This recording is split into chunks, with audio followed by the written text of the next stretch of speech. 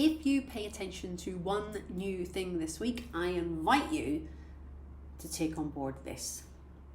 Where is your attention when you are the speaker? Whether that's making a comment in a meeting, standing up and presenting to a new client, or indeed on stage at an event. Where is your attention? You might be feeling, oh, audience is looking at me, everyone's paying far too much attention to me, but what are you focused on? So here's your action plan. Consider each time you open your mouth to speak to a group of people, are you paying attention to your message? Are you paying attention to your audience? Or are you paying attention to yourself? Maybe your answer is, hey, it's a combination of all three. If so, great. That's exactly what we're looking for, is a balance of the three. If you find yourself straying too much into one of these three zones, you're going to run into problems. Too much attention on self. What's the outcome of that?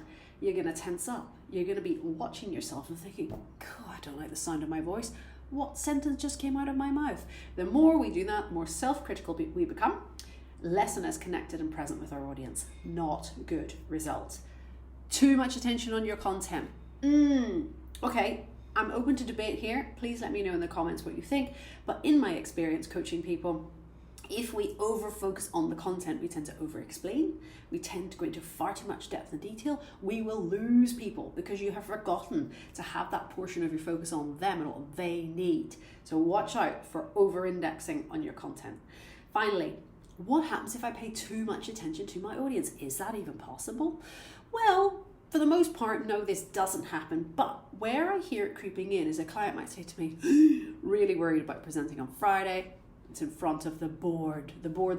All that's bouncing around inside your head is who these people are, how senior they are, what important decisions they make.